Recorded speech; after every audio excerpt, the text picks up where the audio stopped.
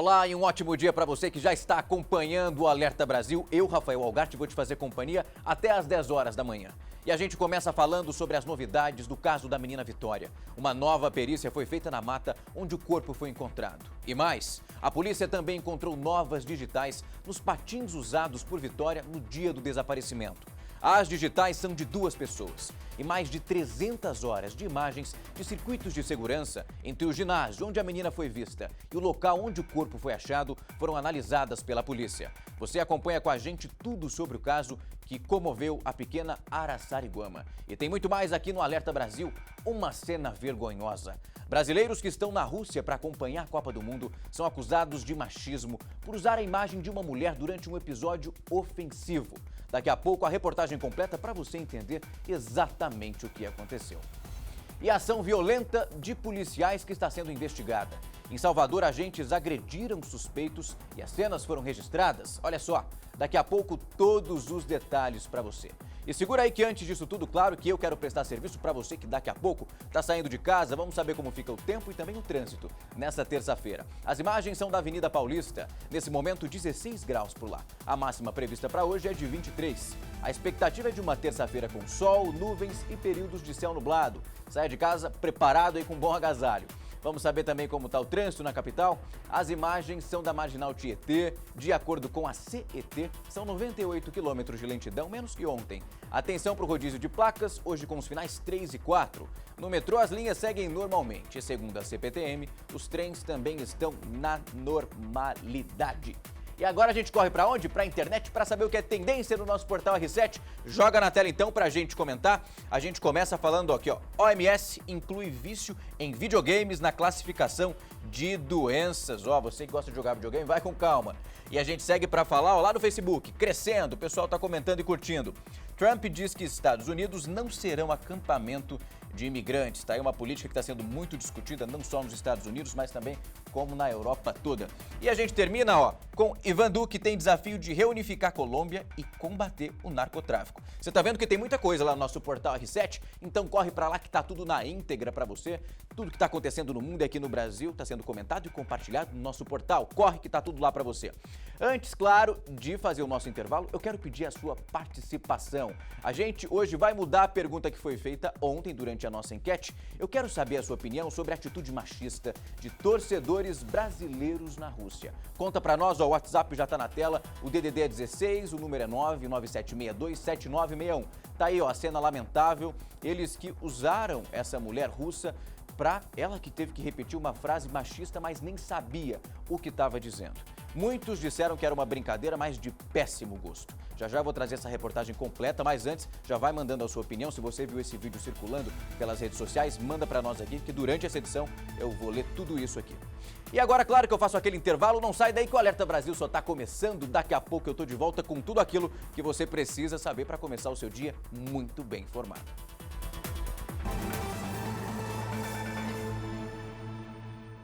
Já estou de volta e acerta o seu relógio aí junto com o meu, agora ó, 9 horas e 7 minutos. E nós começamos essa edição, claro, falando do caso da menina Vitória. Uma perícia minuciosa foi feita no local onde o corpo da garota foi encontrado. Peritos da polícia também encontraram duas digitais nos patins usados pela menina no dia do desaparecimento. Peritos e policiais refizeram possíveis trajetos que podem ter sido usados no deslocamento de Vitória, entre o ginásio e a mata onde o corpo foi encontrado. A polícia ainda não sabe se a adolescente foi morta aqui ou se foi trazida à força dentro de um carro. Um desenhista do Instituto de Criminalística fez um mapeamento da área. Amostras de vegetação e de terra também foram recolhidas. Esse material coletado no local do crime será utilizado pela polícia técnica. Trata-se basicamente de uma comparação minuciosa com terra encontrada na sola de sapatos de suspeitos. Imagens de circuitos de segurança dessas áreas foram trazidas pelos investigadores e estão sendo analisadas. Já foram coletadas mais de 300 horas de gravações. Os patins que Vitória usava no dia do crime também foram recolhidos. 2 impressões digitais teriam sido encontradas e, pelo tamanho, seriam correspondentes às de um homem e de uma mulher. O advogado da família acredita que mais de uma pessoa participou do crime. Com certeza, mesmo porque ela tem marcas nos braços, né, dos 2 braços, de que ela foi segurada, agarrada e levada até esse local, né? Então, muito provavelmente 2 pessoas. Um único suspeito está preso e a delegada que investiga o caso pediu a prorrogação por mais 30 dias da prisão temporária de Júlio César Lima. Ele foi trazido à delegacia e prestou novo depoimento. O casal, apontado por ele como responsável pelo sequestro de Vitória, também esteve na delegacia. As digitais dos 2 foram colhidas pela polícia e os celulares apreendidos. Outras testemunhas também foram ouvidas. Amigos, parentes, pessoas que conviviam com Vitória tentam ajudar a polícia a montar o quebra-cabeça. A nossa equipe de reportagem acompanhou o último trabalho da perícia no local onde o corpo da Vitória foi encontrado e também conversou com a delegada que está à frente do caso. Olha só a reportagem. Agora nós estamos com os peritos do DHPP. E algum vestígio importante foi encontrado? Nós vimos que vocês pegaram uma porção de terra. Não, isso é para comparar com alguns objetos, sapatos que nós temos. Já se sabe se ela foi morta aqui, doutora, ou se Não. daqui a pouco o corpo apenas foi jogado aqui? Não, ainda não. É cedo para falar. Isso. O Júlio César, doutora, vai ser liberado ainda hoje? A senhora vai pedir a renovação da prisão? Eu vou pedir a renovação. Ou seja, a senhora ainda acredita que ele sabe mais do que está dizendo? Na verdade, nós estamos checando todas as informações que ele nos passou e ainda tem algumas linhas de investigação que precisam ser comprovadas e uns elementos e pessoas para serem ouvidas, enfim, diversas coisas para ser Doutora, feitas. mais de uma pessoa com certeza participou, né? Nós não sabemos ainda, não podemos dizer nada a respeito. Como é que é? Ainda não sabemos. Porque assim, a gente imaginando todo esse trajeto, trazendo uma criança de 12 anos, com certeza ela se debateria, teria que ter a ajuda de mais uma pessoa. Isso a gente fazendo as nossas suposições, é claro, né? Isso são suposições ainda. Bom, a delegada faz um trabalho muito minucioso e por isso a gente percebe uma dificuldade para confirmar aí todos os detalhes, até porque tudo está sendo analisado. Esse rapaz que foi apontado, Júlio, que está preso aí desde o começo das investigações, ele deu já diversas versões. Por isso, a dificuldade aí de confirmar o que está acontecendo. A prisão já foi prorrogada, então a delegada disse que agora continua confrontando aquilo que ele está dizendo para ver se consegue realmente chegar num depoimento final, que está muito difícil de acontecer. E claro que a gente continua acompanhando tudo isso de perto. A gente vai ver agora uma reportagem que foi feita pelo Bernardo Armani, onde ele traz outros detalhes a respeito dessa investigação e também os novos depoimentos que serão prestados. Dá só uma olhada junto comigo. Uma nova equipe de peritos esteve aqui, mas dessa vez foi uma equipe do DHPP, o Departamento de Homicídios e Proteção à Pessoa de São Paulo. Segundo eles, estão apenas colaborando com as investigações, colaborando com o caso.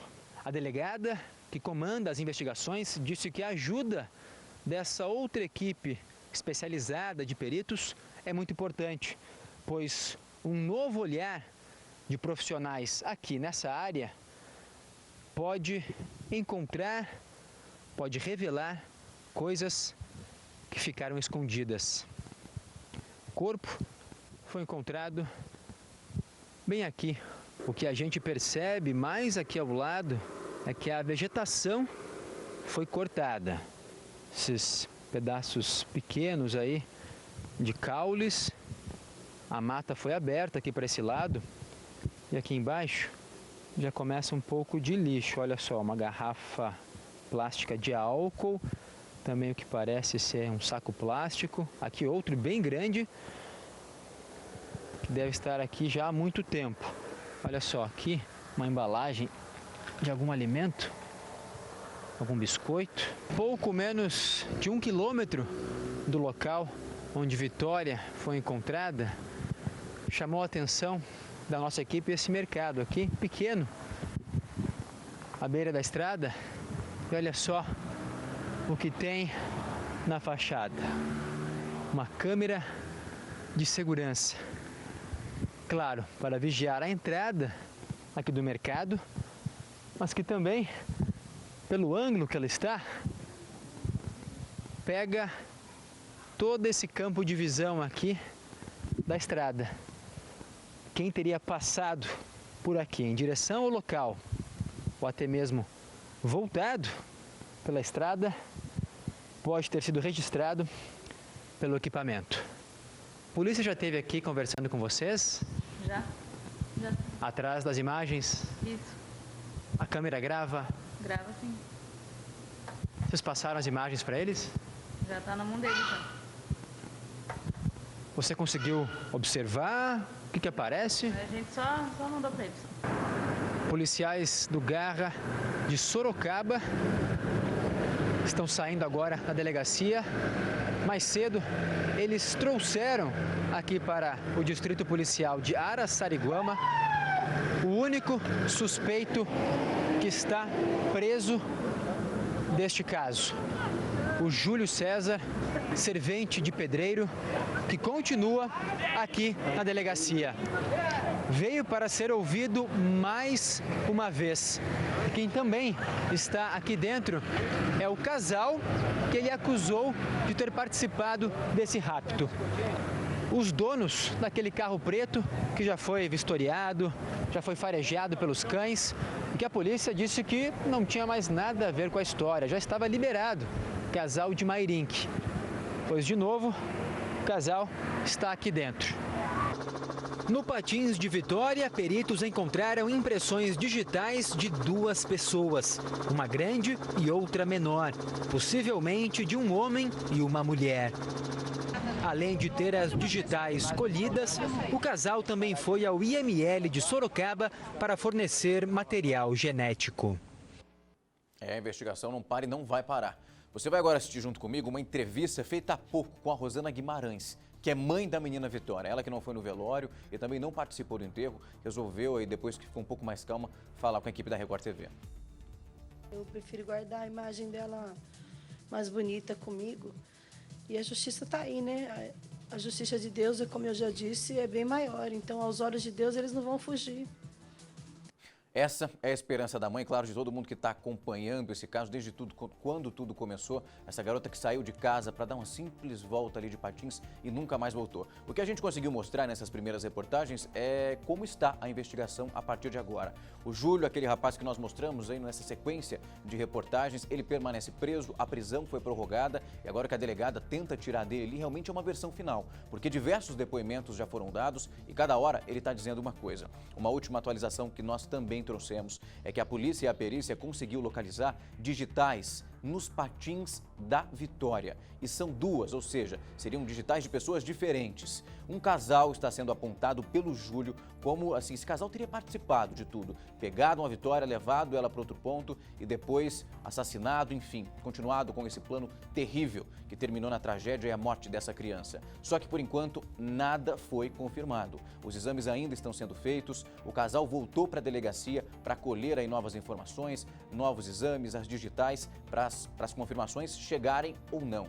A gente viu aí, a nossa equipe tentou falar com o casal quando saiu da delegacia, mas uma outra moça que parece ser advogada ali deles acabou impedindo, eles não falaram, não conversaram com a nossa equipe, mas aí parecem estar colaborando com a delegada e também com as investigações. Voltaram aí para inúmeros depoimentos, não fugiram em nenhum momento. O carro, que é do casal, já foi periciado, lá nada foi encontrado e, de acordo com a informação passada por eles, é que o veículo estava em uma oficina no dia que a garota desapareceu. E essa informação foi confirmada pelo dono aí dessa oficina mecânica.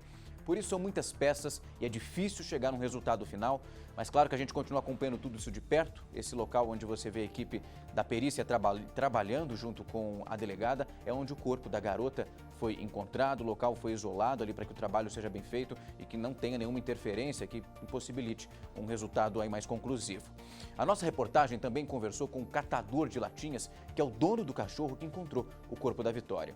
Um homem simples que perdeu os pais quando tinha a idade aí da modelo Mirim. E claro, ainda está muito abalado com o crime. Foi esse cachorro e o dono dele, o seu João, que colocaram um fim ao mistério que durou mais de uma semana. Onde estava a Vitória?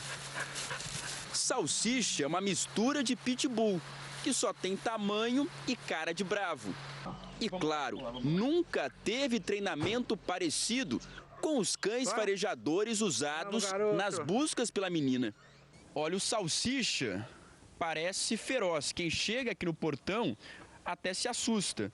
Mas, na verdade, ele é bem dócil, nunca mordeu ninguém e é o companheiro fiel do seu João há pelo menos 5 anos. O seu João ganhou o Salsicha quando ele não era mais filhote, já era grandinho. Era grande, adulto já. Quem poderia imaginar, né, seu João, que depois de tantos cães farejadores, cachorros treinados da polícia tentaram encontrar a menina e foi o seu aqui que encontrou o corpinho da garota, né? É, foi eu e ele. Salsicha é criado em meio a galinhas e patos no quintal do seu João. Um homem simples que não sabe ler nem escrever, mas que de uma hora para outra conseguiu que dezenas de policiais tentaram durante vários dias sem sucesso. O catador de latinhas virou o personagem central de uma história que acompanhava de perto pela televisão. Fica aquilo na mente, né? Que eu não esperava que eu ia ver aquilo ali. Você saiu de casa? Saí de casa para procurar latinha, subi aqui. Aí quando eu desci eu encontrei que eu não esperava encontrar.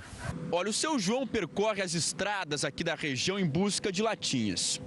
De repente, ele se deparou com essa parte aqui mais aberta e viu que havia lixo e entulho por aqui. O seu João então desceu da bicicleta, deixou a bicicleta encostada aqui e decidiu entrar para procurar alguma latinha. Seu João, foi uma surpresa para o senhor quando alguns metros ali na frente viu algo diferente. Foi uma surpresa aí. O que foi a primeira coisa que você viu assim? O que você imaginou? Imaginei que era uma pessoa. Logo viu que era uma pessoa? É. Aí saí daqui e fiquei pensando, e agora? Deve ser a menina que sumiu. Só que eu não imaginava isso, que era ela, né? Preferia imaginar que não seria. A pessoa está querendo encontrar ela viva. E o seu cachorro, o Salsicha, ele logo foi atrás, dando sinais de que havia algo estranho também. Ele alertou o senhor? Ele entrou junto. Ele entrou antes ou depois do senhor? Entrou junto comigo. Assim que eu entrei, ele entrou também. E qual foi a reação dele? Ele entrou pra dentro, foi lá e aí quando eu vistei alguma coisa, assim, eu saí. Aí depois eu voltei de novo aqui com o rapaz, aí ele chegou mais perto do corpo do cachorro. Seu João, eu sei que é muito difícil para o senhor retornar aqui. É uma cena que mudou a sua vida. Mostra para mim aqui, seu João. Vem um pouquinho mais aqui. É a primeira vez que ele volta aqui. Ele está muito emocionado ainda com tudo que aconteceu. Seu João, onde foi que o senhor viu o corpo da menina? Quando eu avistei foi dali. O senhor estava mais ou menos onde? Aqui nesse ponto? Tem muito lixo aqui, tem até um monitor aqui de computador. Aqui eu vi um negócio esticado. Bem desse ponto aqui. Com mato, assim, não dá pra ver direito. Seu João perdeu os pais quando tinha a mesma idade da menina Vitória. Ainda adolescente, já trabalhava como servente de obra. A vida nunca foi fácil para ele. O João, ele mora aqui com a gente, aqui, né? Aqui eu separei esse pedaço de terreno para ele, doei para ele, porque o João, ele se criou quase sem mãe. A mãe dele faleceu, ele ficou com a avó, no fim a avó acabou falecendo e ele ficou um molequinho muito... Aí, sem pai, sem mãe, sem avó. Sem ninguém. Aí o que acontece? Aí ficou só ele, os irmãozinhos dele, pequenininho e tal. Aí eu fiquei com dó dele, sempre junto por perto da gente, aí, e acabou eu criando ele. Adotei ele, morou tempo comigo lá na Aparecidinha, aí eu acabei vendendo lá, vindo pra cá, eu comprei esse pedacinho de terreno e trouxe ele junto comigo. Qual que é o seu desejo agora como cidadão aqui da cidade? A pessoa amasse mais as pessoas, né? Tivesse mais amor, né? Amor próximo, tivesse Deus no coração, né? Jamais esse homem imaginou que seria um personagem tão importante dessa história tão triste. Claro que a gente continua acompanhando esse caso, os nossos repórteres estão na delegacia, se outras informações forem chegando, a gente vai passando aqui para você que está acompanhando o Alerta Brasil. A gente muda de assunto, mas continua falando de violência. 2 vídeos feitos por celular expuseram a brutalidade de policiais militares na Bahia. Um homem foi algemado e espancado pelos agentes. Veja agora na reportagem. A cena dura quase 2 minutos. Os policiais espancam o homem já algemado. Ninguém sabe ao certo o que aconteceu ali, mas a violência chocou as pessoas que viram a abordagem na Cidade Baixa, em Salvador. Outra ação violenta da PM, agora na periferia da cidade. Policiais pedem os documentos de um comerciante. Ele está ao telefone e não obedece imediatamente. Então é agredido. O homem entra no mercadinho, que tem há mais de 10 anos no bairro, e é algemado. Do lado de fora, um deles atira 3 vezes para cima. O comerciante foi levado para a delegacia, acusado pelos PMs de desacato e agressão, mas foi liberado.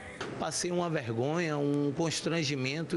Imagine para minha mãe, meu pai hoje está no hospital devido a esse acontecimento. Os 2 vídeos foram entregues à Corregedoria da Polícia Militar, que vai decidir que tipo de punição cabe aos PMs envolvidos. Em um ano, o número de policiais exonerados praticamente dobrou na Bahia. Pulou de 26 em 2016 para 47 no ano passado. A maioria por agressões parecidas. Eu acredito que é um equívoco da polícia quando age dessa maneira, em desconformidade com a lei, e penso que é uma hipótese que realmente deve ser reprimida pela própria polícia, não admitindo que seja uma polícia violenta.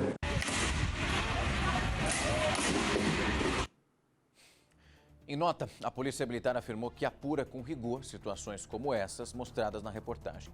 Diz também que casos isolados não podem comprometer o bom desempenho de uma instituição. Exatamente isso. Não dá para ficar generalizando e falar que todo policial age dessa forma. Mas o que você está vendo aí, o que nós mostramos nessa reportagem, são 2 casos. Um homem já algemado dentro ali da viatura da Polícia Militar, sendo ali agredido com cacetetes. E a imagem realmente dá para perceber que a pancada não era pouca não, e era forte. Um outro caso que nós exibimos também é esse, onde 2 agentes chegam em um supermercado e pedem a documentação do dono do estabelecimento, ele que teria demorado para entregar esse documento, de acordo com a versão dele, e acabou sendo rendido ali pelos policiais de uma forma bruta. Não dá para trabalhar dessa forma. Policial não é lutador de MMA. Aí tem gente dizendo, ok, mas quando acontece uma abordagem, tem gente que vai para cima de policial. Não é isso que eu estou falando. São situações bem diferentes e claro que é preciso preparar o policial para lidar com ambas. Não dá para ficar agredindo um suspeito, alguém que está sendo levado para a delegacia. Porque o resultado é esse. Você viu que o número de policiais que foram expulsos aí da corporação não é pequeno. E o resultado está aí para quem quiser ver. Agora a gente muda de assunto para falar que uma onça deu um susto daqueles em moradores da cidade de Mineiros do Tietê, que fica no interior de São Paulo. Olha só essa imagem junto comigo. Foi o motorista de uma ambulância que viu esse felino na porta de uma clínica ali, ó, a onça deitadinha. Assustado, esse homem, claro que chamou os bombeiros, o animal foi capturado e colocado em uma jaula. A onça, por sorte, não tinha nenhum ferimento, mas estava muito assustada com toda essa movimentação. Ela foi levada para o zoológico de Bauru, que também fica no interior de São Paulo. A expectativa dos veterinários é que a onça aí seja solta na mata nos próximos dias. Estava brava, imagina o susto. É a cidade que está chegando cada vez mais perto da mata, ó, invadindo o espaço dos bichinhos. A gente já mostrou semana passada aqui cobra no metrô, mas aí foi interferência do homem que foi levar o bichinho para lá. Mostramos ontem aqui um urso que invadiu uma casa para pegar comida nos Estados Unidos. E agora aí, ó, o exemplo no Brasil da onça que foi dar uma voltinha pela cidade. A gente muda agora para um tema completamente difícil de lidar e que nós abordamos muito aqui no Alerta Brasil. A atitude de um grupo de brasileiros como a jovem russa causou protestos, melhor dizendo, nas redes sociais. E quem vai contar isso pra gente é ele que já está aqui, o Jonathan Mazzini, que está na nossa redação. Jonathan, é uma imagem vergonhosa, não dá para dizer outra coisa, né? Um ótimo dia para você. Um bom dia para você, bom dia a todos, Algarte. De fato, algo completamente vergonhoso e inaceitável, né? Os torcedores se aproveitaram do fato de que a jovem não entende português e fizeram com que ela repetisse palavras grosseiras. Acompanhe agora na reportagem esse episódio lamentável. Um grupo de brasileiros cerca uma jovem russa no meio da rua. Sem entender o que os homens falam, ela sorri e é encorajada a cantar junto com eles uma letra obscena com conotação sexual. O vídeo viralizou. Internautas acusaram os homens de machismo, racismo e assédio. Um dos mais entusiastas no vídeo é o advogado pernambucano Diego Valença Jatobá, de 43 anos. Ele mora em Boa Viagem, uma área valorizada do Recife. E já foi secretário de Turismo de Ipojuca, na região metropolitana, pelo PSB, partido a que ele não é mais filiado. Depois que deixou o cargo público em 2012, o advogado Diego Jatobá foi condenado pelo Tribunal de Contas do Estado por contratação de eventos culturais sem licitação. A multa foi de cerca de R$5 mil e o tribunal não informou se ela foi paga. O advogado se envolveu em outra polêmica em 2013, quando publicou esta foto com maços de dólares. Na época, ele alegou que o dinheiro não era dele e que tudo não passava de uma brincadeira em uma casa de câmbio. Esta tarde, deputados estaduais repudiaram a ação do advogado pernambucano e dos outros brasileiros que participaram do vídeo na Rússia. A OAB vai pedir à Comissão de Ética que abra uma investigação. Um ato de discriminação com a mulher pelo fato de ela ser mulher, principalmente pelo fato de ela não saber, não entender o que estava sendo dito. Olha, segundo o Itamaraty, as orientações para os turistas brasileiros estão no Guia do Torcedor, feito especialmente para a Copa do Mundo na Rússia.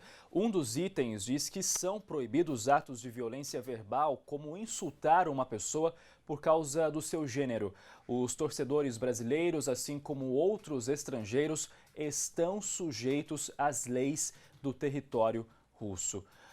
Algatti, agora a questão é uma só, né? Não precisa de guia do torcedor para se exigir respeito e educação. Eu acho que isso é uma coisa muito básica e que você precisa ter em qualquer lugar. Não é porque você está fora do seu país que você pode insultar uma pessoa com palavras grosseiras, né, como aconteceu nesse caso. A gente não mostrou, a gente não exibiu aí, de fato, o áudio, porque, de fato, o nosso telespectador não merece ouvir o que esses rapazes falaram para essa jovem, né? Chega a ser uma falta de educação também da nossa parte mostrar aí, colocar o áudio dessa agressão verbal contra a jovem. Sem dúvida, Jonathan, é um episódio muito, mas muito grosseiro. E esse homem que nós mostramos na reportagem, que está sendo investigado por outras circunstâncias, não preciso nem citar isso aqui, porque não é o episódio que está em questão, ele trabalhou no setor de turismo da cidade de Porto de Galinhas. Como é que um homem vai para a Rússia participar de uma Copa do Mundo, acostumado a lidar com turista,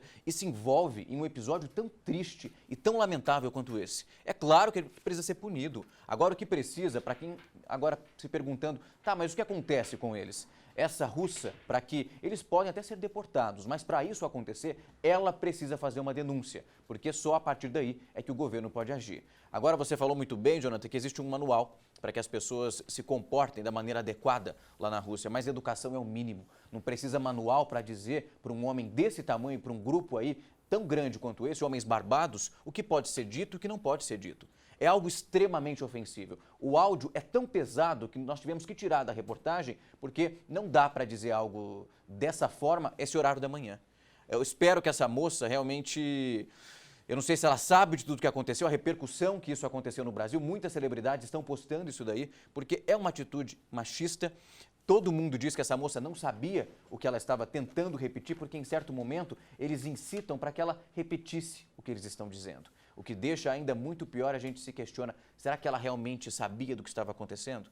É muito triste, né, Jonathan? Não dá para dizer outra coisa. Pois é, esses casos de assédio contra as mulheres, eu sempre digo que é um exercício básico, né? Todo mundo tem pelo menos uma mãe, né? Não nasce diferente, de uma forma diferente. Então é só você colocar a sua mãe numa situação como essa, né? De chegar um grupo de torcedores, de homens, e ficarem insultando ali para sua mãe palavras grosseiras como essas que aconteceram nesse episódio. Enfim, um episódio lamentável e a gente segue acompanhando, Algatti. Obrigado pelas informações, viu, Jonathan? Claro que se tiver mais informações, a gente vai trazendo para quem está acompanhando aqui o Alerta Brasil. Para quem está dizendo que o mundo está chato, o mundo não está chato. O mundo precisa se reeducar e aprender a tratar gente como gente.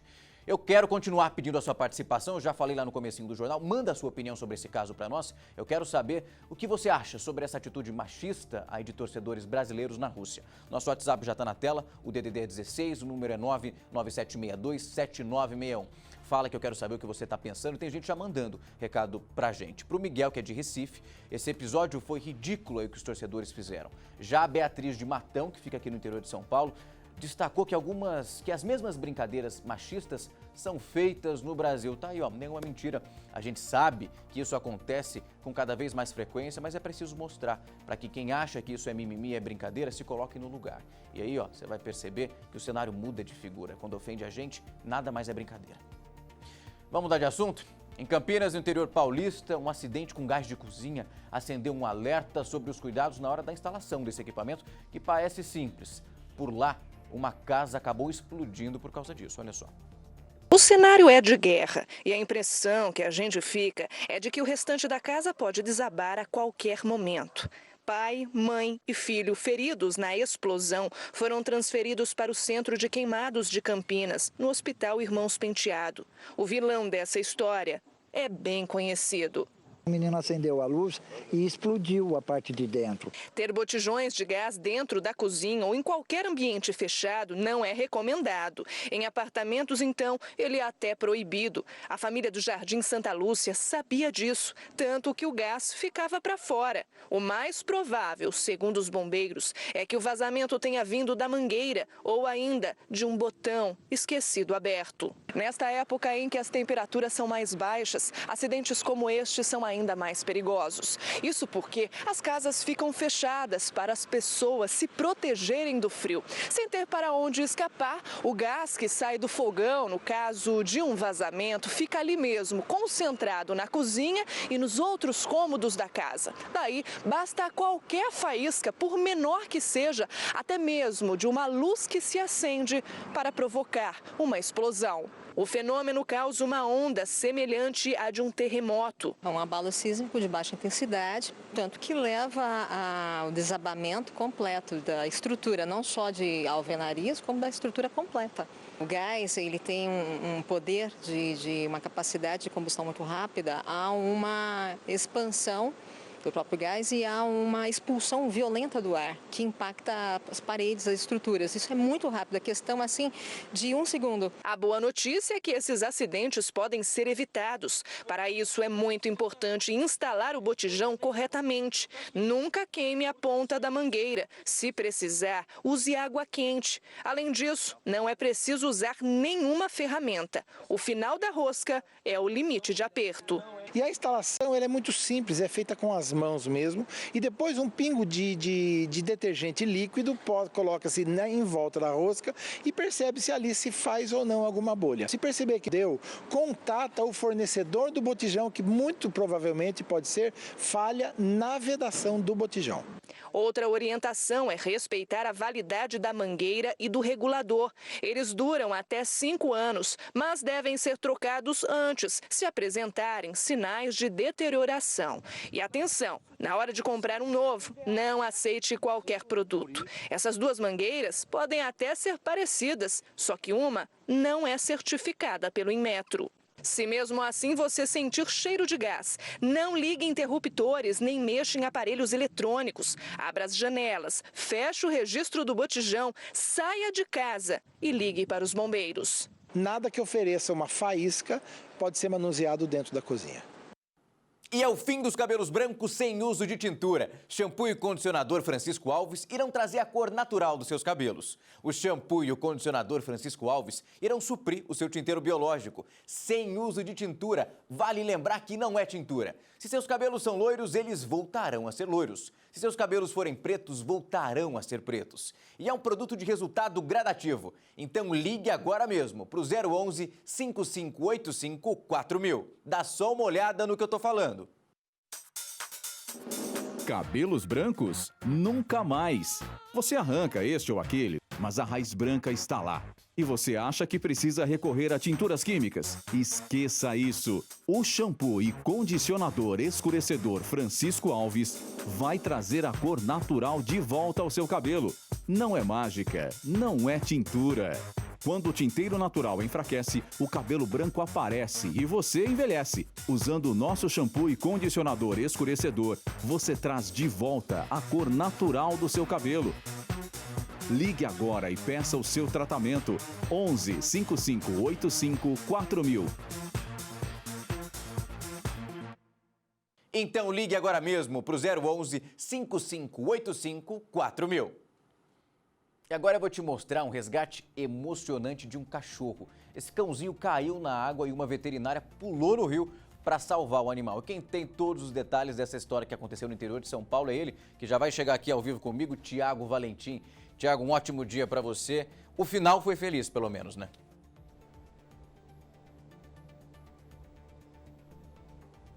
Olha, final feliz, viu, Algarte? É uma pergunta que nós podemos fazer para muita gente, né? O que você faria se visse um animalzinho se afogando em um lago? Olha, essa veterinária que nós vamos mostrar agora não pensou duas vezes em salvar o animal, viu? Esse caso aconteceu aqui no interior de São Paulo, na cidade de Matão, no Lago da Pedreira. Muitas pessoas passavam por ali fazendo caminhada e perceberam que um cachorro estava se afogando. Então, eles foram até o canil municipal de Matão, que fica pertinho ali do lago, pedir socorro, pedir ajuda. Um dos funcionários até pulou no lago para salvar este cãozinho, mas tem um detalhe, viu, Algarte? A hora que ele chegou para pegar esse animal, o animal mordeu esse funcionário, então ele não conseguiu fazer o resgate. Mesmo assim, ele voltou ali, né, para o lago, né, subiu na margem do lago, tentou buscar alguma coisa, mas o animal já estava perdendo fôlego, perdendo força e já estava afundando. Com isso, a veterinária que estava ao lado e acompanhava também toda a ação desse funcionário,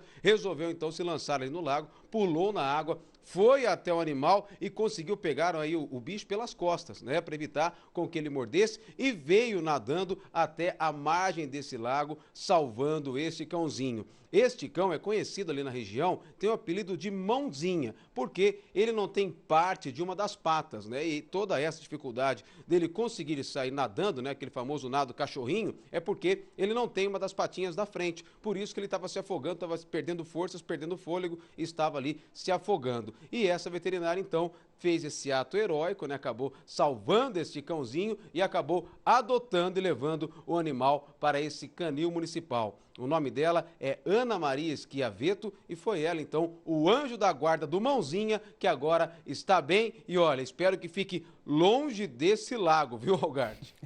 Vai ter que colocar uma cerquinha ali, Tiago, perto desse lago, para não tentar. Mãozinha deve ser arteiro também, mas que sorte, está bem, agora está no canil, sendo bem cuidado, está de volta aí. Graças a Deus o pior não aconteceu. Tiago, um ótimo dia para você e a gente se conversa um pouquinho mais amanhã. Até mais, meu amigo. E eu vou fazer um rápido intervalo, daqui a pouco eu tô de volta, não sai daí que tem muito mais aqui no Alerta Brasil de hoje para você.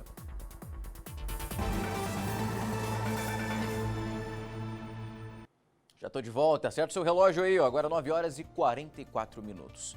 E os taxistas, olha só, estão trabalhando com medo no interior do Rio de Janeiro.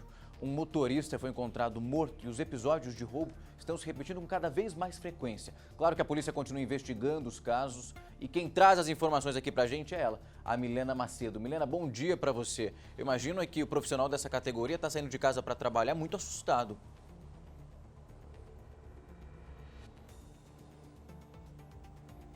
Com certeza. Bom dia para você também, Rafael. Bom dia a todos que nos acompanham. Os taxistas da região dos Lagos estão vivendo verdadeiramente uma onda de terror. Esse taxista foi encontrado morto no carro em que ele dirigia, em que ele trabalhava, melhor dizendo, em São Pedro da Aldeia, na zona rural da cidade. Esse taxista, ele tinha antecedentes criminais. A polícia ainda busca os autores desse crime. Ninguém até o momento foi encontrado. O 25º Batalhão, que é o batalhão responsável pelo policiamento na região dos Lagos, disse que reforçou esse patrulhamento, inclusive também as abordagens aos táxis, mas esse crime vem acontecendo com muita frequência. Menores de 17 anos, inclusive, foram até apreendidos, Rafael, e eles foram identificados por taxistas como autores aí de diversos assaltos. Mesmo após a apreensão desses menores de 17 anos, outro crime também foi relatado. Um outro taxista foi abordado por 3 ladrões. Eles levaram o carro dele. Na tentativa de fugir desses criminosos, esse trabalhador ainda levou uma coronhada, Rafael. Clima de muita tensão nesse momento, inclusive os próprios taxistas em São Pedro da Aldeia, onde esse trabalhador foi encontrado, onde o corpo dele foi localizado. Os taxistas fizeram até um protesto para reclamar dessa onda de violência contra os profissionais. Está ficando cada vez mais difícil de trabalhar nessa profissão na região dos Lagos. Pois é, Milena, quem sai de casa tranquilo? Ninguém, vendo um amigo e um colega de trabalho sendo assaltado, roubado, enfim, um que infelizmente acabou morrendo, taxista no interior do Rio de Janeiro, não está trabalhando em paz. Milena, obrigado pelas informações, amanhã a gente conversa. Até. E agora vamos falar um pouco de investigação aqui no Alerta Brasil. Um funcionário da empreiteira OAS disse em depoimento ao juiz Sérgio Moro que o ex-presidente Lula e a ex-primeira-dama Marisa Letícia faziam cobranças sobre o andamento das obras do famoso sítio de Atibaia. Moro ouviu 3 testemunhas de defesa. Pela manhã, o ex-presidente do PT, Rui Falcão, disse que nunca soube que Lula tenha nomeado diretores da Petrobras em troca de propina. À tarde, foram ouvidos 2 funcionários da OAS, empreiteira acusada de bancar parte da reforma do sítio de Atibaia em troca de contratos com a estatal. O encarregado das obras na propriedade disse que a construtora pediu sigilo sobre a reforma do local. Desde o começo, quando a gente foi na empresa, fizeram reunião comigo, com o Ronaldo, com o Jair, comigo, eles pediram para a gente não ter sentido que a gente ia trabalhar no sítio do presidente. Quem pode ficar sabendo disso, nem aqui na empresa, nem fora. E que a gente não usasse o uniforme da empresa, foi feito um uniforme somente seu nome da empresa, que não usasse o crachá quando fosse para lá. O encarregado também disse que Lula e Dona Marisa Letícia faziam cobranças sobre o andamento das obras. Segundo o funcionário da OAS, o ex-presidente usava o caseiro do sítio para pressionar pela reforma. Já a Dona Marisa Letícia conversava pessoalmente com os operários. A ex-primeira-dama encontrava com ela, ela ia para o sítio toda quarta-feira. Eu não lembro de nenhum desses meses que eu passei dela na quarta e nos finais de semana. O ex-funcionário da OAS também disse que a ex-primeira-dama nunca perguntou sobre custos e que tudo sempre foi pago pela empreiteira. Marisa Letícia morreu no ano passado, vítima de um derrame. Segundo o Ministério Público Federal, o imóvel pertence a Lula e as construtoras Odebrecht, OAS e Chain bancaram as obras de pouco mais de 1 milhão no sítio em troca de contratos com a Petrobras. O ex-presidente nega. Bom, a defesa do ex-presidente Lula disse em nota que o sítio pertence a Fernando Bittar e que no depoimento o funcionário da OAS não disse que conversou com Lula ou que tenha recebido qualquer valor proveniente de contratos da Petrobras.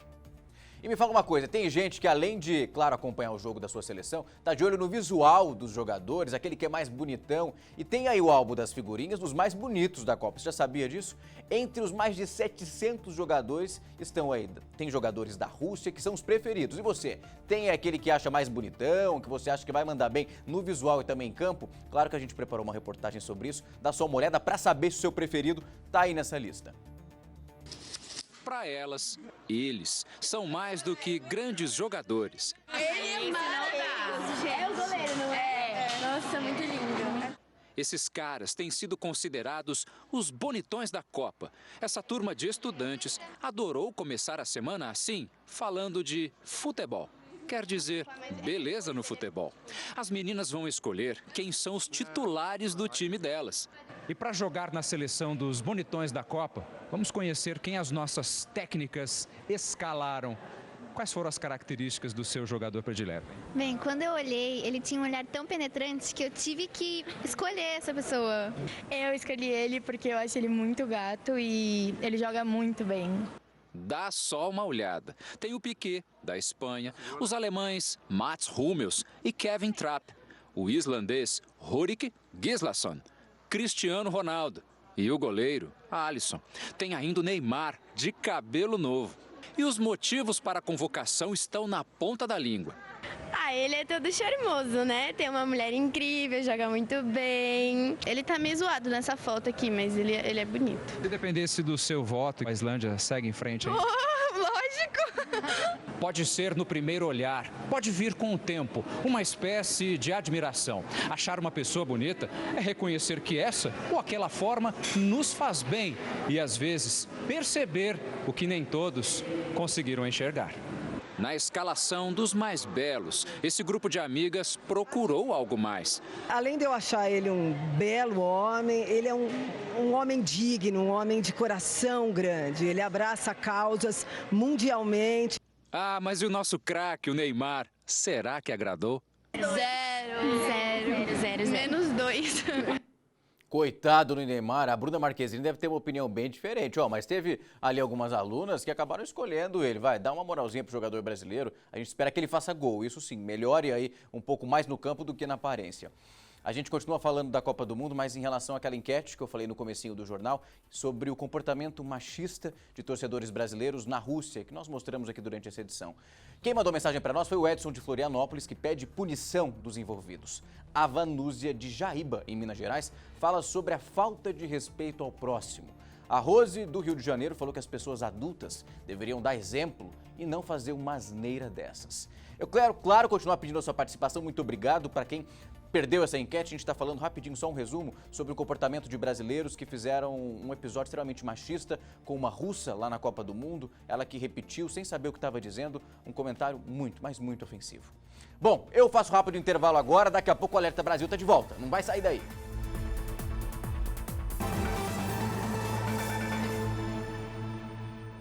Já estou de volta, falei que era rápido. E o Alerta Brasil abre espaço agora para uma boa ação. Em Marília, que fica no interior paulista, uma família deposita em um bazar as esperanças para ajudar uma criança que tem uma doença grave e sofre com convulsões. A gente agora acompanha esse caso. Olha só. Será que dá para medir o tamanho da solidariedade? Se a gente levar em conta todas essas roupas, brinquedos e móveis, já dá para ter uma boa ideia. Tudo isso veio de pessoas que se sensibilizaram com a história desse menino. Eu nunca imaginei que amor e carinho fosse doado de uma forma tão linda, porque as pessoas realmente estão motivadas. Eu recebo telefonemas todos os dias, várias vezes por dia, pessoas que vêm entregar, tem alguns pontos de arrecadação, as pessoas vão até lá para levar. Mas, assim, essa doação de amor e de carinho para ele... Cláudia é mãe do Matheus, um menino de 10 anos que nasceu com uma doença genética chamada Síndrome de West. Por causa da doença, ele chegou a ter mais de 70 convulsões por dia e desenvolveu uma epilepsia difícil de controlar. Ele já passou por 2 cirurgias neurológicas e faz uso diário de medicamentos. Para que o filho tivesse mais qualidade de vida, Cláudia passou a buscar tratamentos alternativos. A gente descobriu a medicina integrativa, que ela trabalha o indivíduo como único. A dieta cetogênica aumenta a imunidade, ela aumenta a parte cognitiva e ela ajuda nas crises convulsivas. O Matheus faz tratamento com frequência quântica também. É muito interessante essa busca também, além dos outros alternativos que ele faz, que é o canabidiol, né, o CBD, o derivado da maconha, e os alopáticos. Além disso, ainda os manipulados reguladores. Então, assim, é uma soma de todo o tratamento que ele faz, que hoje ele está tendo a melhora das crises convulsivas que jamais a gente tinha visto, né? Nem os médicos e nem ninguém tinha visto. Para conseguir pagar o tratamento, Cláudia decidiu fazer um bazar. Os amigos mais próximos foram os primeiros a ajudar. E em menos de 2 meses, a casa dela já estava cheia de amor e carinho. São roupas, das mais simples até vestidos de festa, eletrodomésticos, brinquedos e até móveis. Tem até uma seção inteira com camisas da seleção brasileira. Uma parte do tratamento do Matheus deveria ser custeada pelo Sistema Único de Saúde. A família já ingressou com 4 ações judiciais para tentar garantir com regularidade pelo menos o fornecimento dos medicamentos usados por ele, mas nem isso foi o suficiente. No mês passado mesmo não peguei nada do Matheus, né? O Matheus faz uso de CBD, quebra, sabril, topiramato e fraldas. Nenhum desses foi nos entregue. Então a gente tem uma dificuldade muito grande, as ações judiciais na verdade não estão tendo peso algum, né? A gente vê a falta de respeito com o cidadão. A família está ansiosa por essa ajuda tão bem-vinda. Peço encarecidamente a todos que possam estar indo ao bazar, consumir também, né? A solidariedade ela está sim naquilo que a gente doa, mas está naquilo que a gente adquire. Então, quem puder estar indo até lá, vai estar ajudando o Matheus, a gente manter esse tratamento do Matheus aí por um tempo, e puder comprar alguma coisa para estar doando, se não para ele, pode estar doando, levando uma instituição, para uma família carente, isso vai ajudar bastante. Tá aí, vai ajudar bastante. Se você pode aí dar esse auxílio para o Matheus, então vai passar lá por Marília, no interior de São Paulo. O bazar vai acontecer do dia 11 a 14 de julho em Marília. O local fica na Avenida Brasil, número 252, perto do terminal rodoviário. Se você puder, vai lá, pega o seu produto e ajuda aí a família que está precisando tanto. Fechado? Bom, eu vou ficando por aqui. O Alerta Brasil passou rápido hoje, mas daqui a pouco às 11 horas tem o Hora News com a Sônia, depois o Mundo Meio-Dia com o Jonathan e a gente volta a se encontrar amanhã. Na quarta-feira às 9 horas eu tô aqui para te deixar, claro, muito bem informado. Até mais!